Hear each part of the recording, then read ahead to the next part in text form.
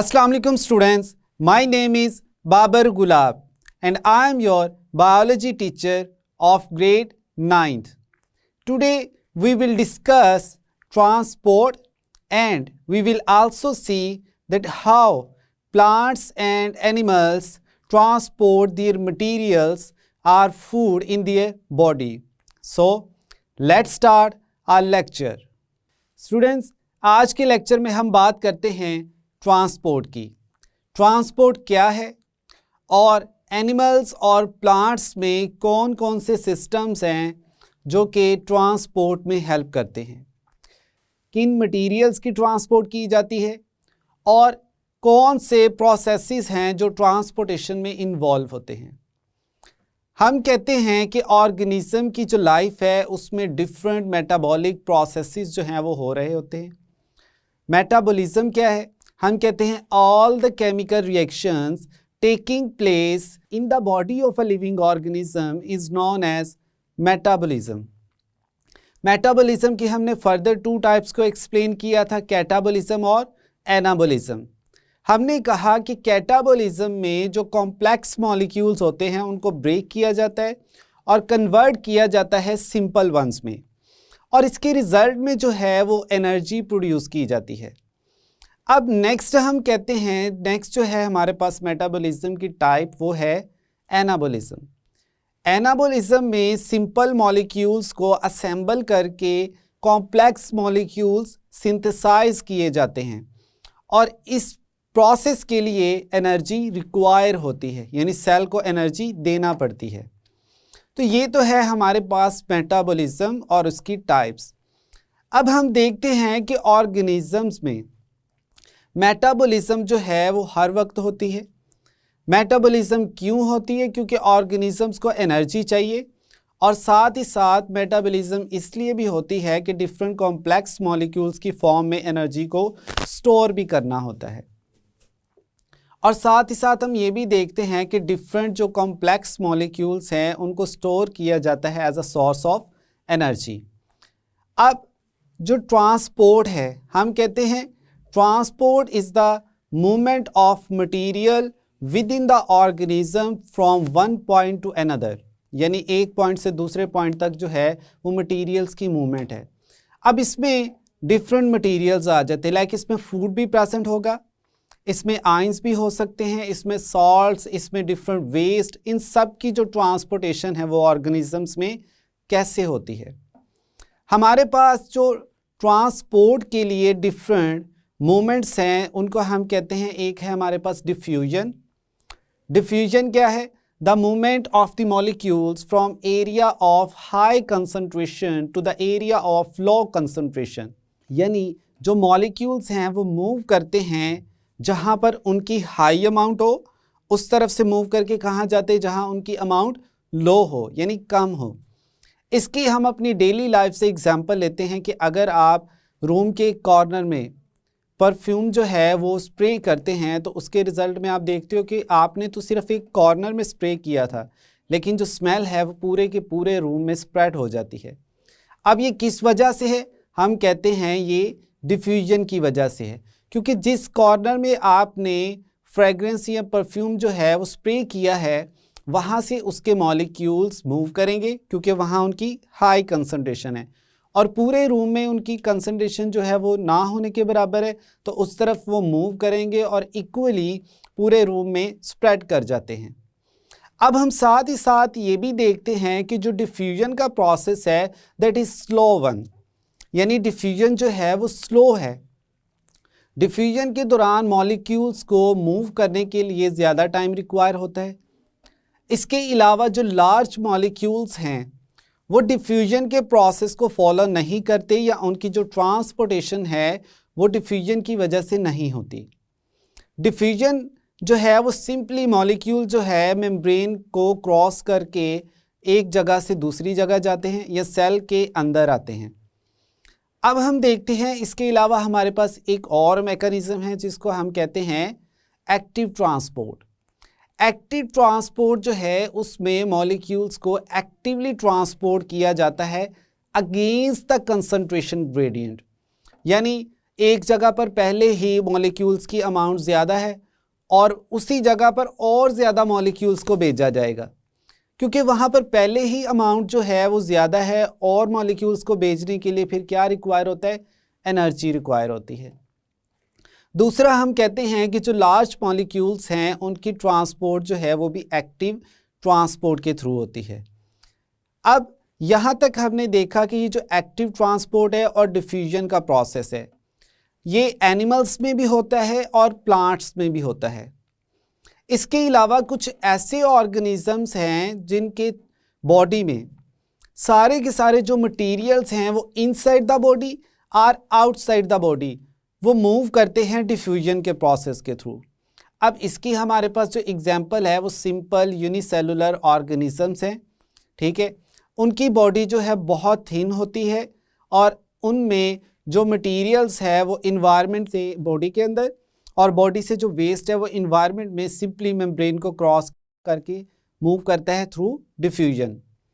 अब हम देखते हैं कि जो ट्रांसपोर्ट है प्लांट्स में और एनिमल्स में, प्लांट्स में जो ट्रांसपोर्टेशन के लिए स्पेशलाइज्ड टिश्यूज़ प्रेजेंट हैं उनको कहते हैं हम जाइलम एंड फ्लोएम टिश्यूज़।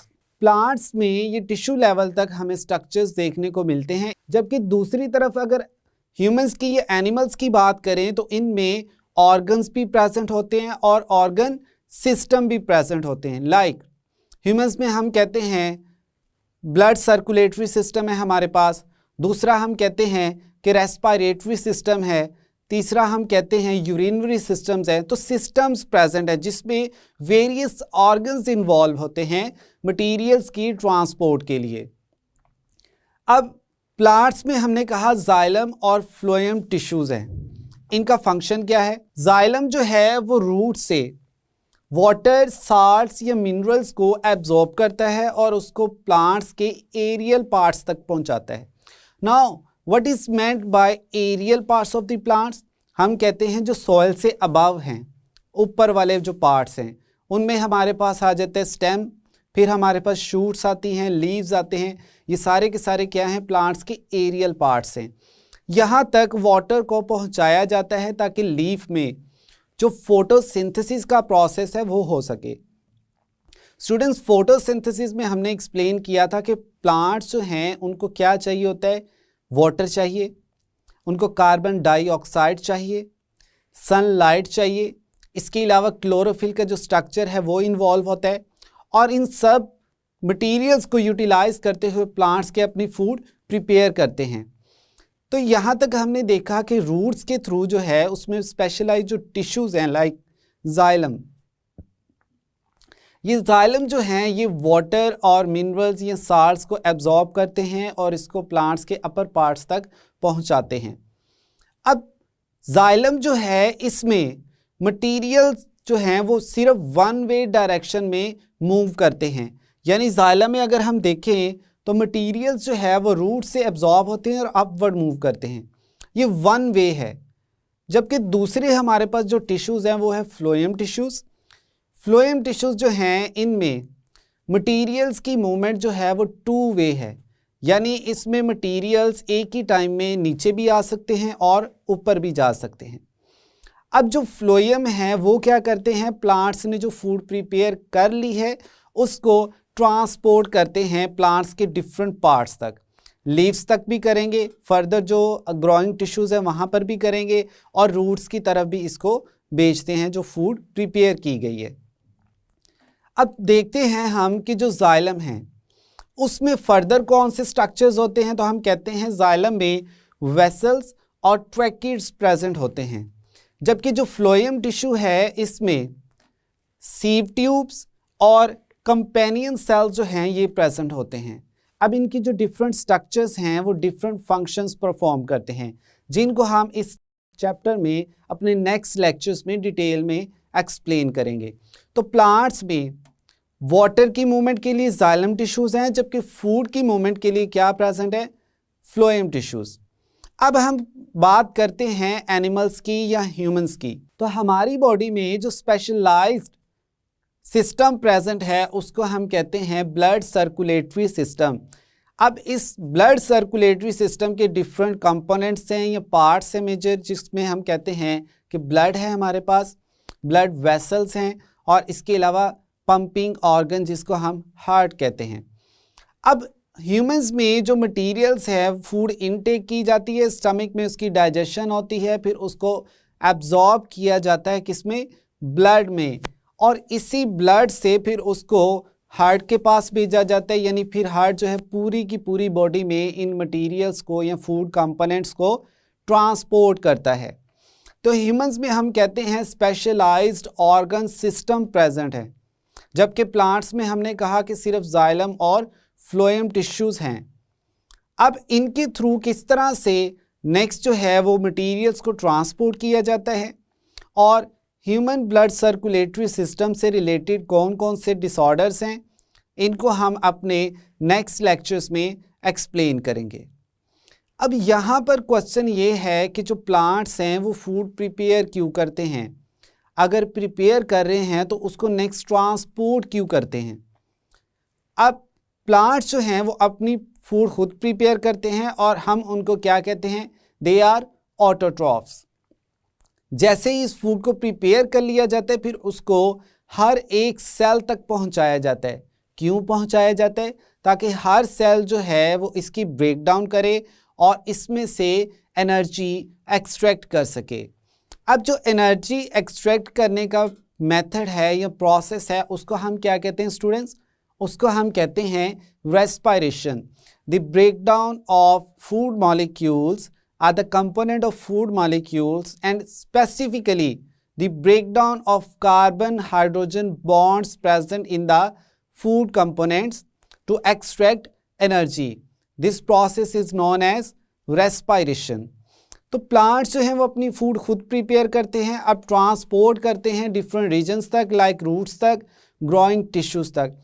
अब यहाँ पे क्वेश्चन है ग्रोइंग टिश्यूज़ या रीजन्स कौन से हैं, इनको हम कहते हैं मेरिस्टेमेटिक रीजन्स, जहाँ से जो प्लांट्स की न्यू शूट्स डिवेल्प करती हैं या न्यू जो लीव्स हैं वो अराइज करते हैं, तो उन पार्ट्स को हम क्या कहते हैं, ग्रोइंग पार्ट्स। इसके अलावा मटेरियल्स को ट्रांसपोर्ट इसलिए किया जाता है कि प्लांट्स जो हैं वो डिफरेंट मेटाबॉलिक एक्टिविटीज़ और साथ ही साथ अपने डिफरेंट स्ट्रक्चर्स बनाने के लिए जो एनर्जी रिक्वायर है उसको ऑब्टेन कर सकें। दूसरी तरफ हम बात करते हैं ह्यूमंस की, तो ह्यूमंस में जो है वो डाइजेस्टिव सिस्टम में से ब्लड जो है उसमें फूड कंपोनेंट्स एब्जॉर्ब होते हैं, फिर उसमें से एनर्जी एक्सट्रैक्ट की जाती है for the metabolic activities as well as to form various structures. हमारी बॉडी में अगर देखें तो जितने भी ऑर्गन्स हैं, सेल्स हैं, इन सबको क्या चाहिए, एनर्जी चाहिए, और एनर्जी के लिए जो है वो ज़रूरी ये है कि जितने भी फूड कंपोनेंट्स हैं या मटेरियल्स हैं, न्यूट्रिएंट्स हैं, वो हर एक सेल तक पहुंचाए जाएं।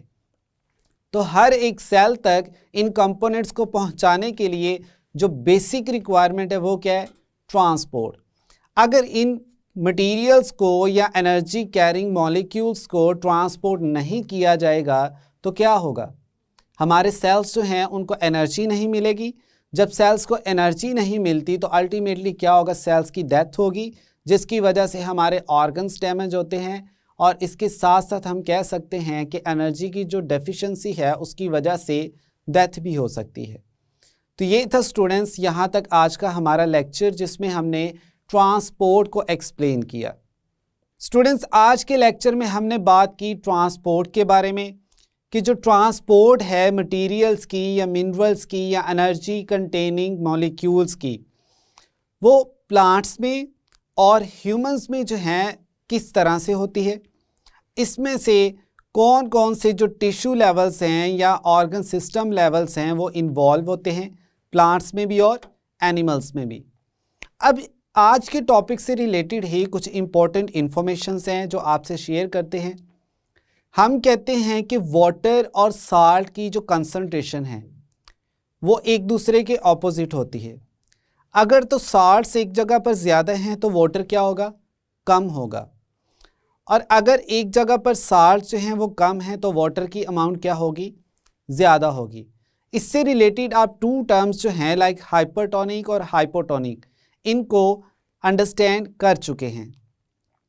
इसके अलावा हम कहते हैं कि जो प्लांट्स की रूट्स हैं इनके साथ कुछ एसोसिएटेड बैक्टीरिया भी प्रेजेंट होते हैं। ये बैक्टीरिया क्या करते हैं, रूट्स पर रहते हैं, रूट्स इनको शेल्टर प्रोवाइड करती है यानी रहने की जगह देती है, और बदले में ये जो बैक्टीरिया है ये नाइट्रोजन को फिक्स करते हैं नाइट्रेट्स और नाइट्राइट्स में और प्लांट्स को प्रोवाइड करते हैं। तो इस तरह की रिलेशनशिप को हम कहते हैं म्यूचुअलिज्म। तो ये जो बैक्टीरिया हैं जो प्लांट्स की रूट्स के साथ एसोसिएटेड है, ये प्लांट्स को डिफरेंट मटेरियल्स की एब्जॉर्प्शन में हेल्प करते हैं वाया रूट्स। तो हम इनको कहते हैं they are beneficial bacteria for the plants. तो इस तरह से जो एब्जॉर्प्शन का रेट है प्लांट्स की रूट्स के थ्रू वो मैक्सिमाइज होता है या हम कहते हैं इंक्रीज होता है।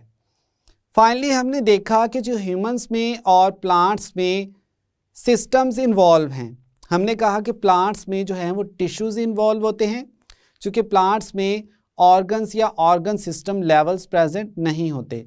जबकि दूसरी तरफ हमने बात की ह्यूमंस की या एनिमल्स की, हमने कहा दे हैव स्पेशलाइज्ड ऑर्गन और organ systems for the transport of materials, जिसकी हमने आपको एग्जांपल भी दी, कार्डियोवैस्कुलर सिस्टम या ब्लड सर्कुलेटरी सिस्टम। ये एक ही सिस्टम के दो नाम हैं जिसमें फर्दर क्या प्रेजेंट होता है, ब्लड, इसके अलावा ब्लड वेसल्स और पंपिंग ऑर्गन जिसको हम हार्ट कहते हैं।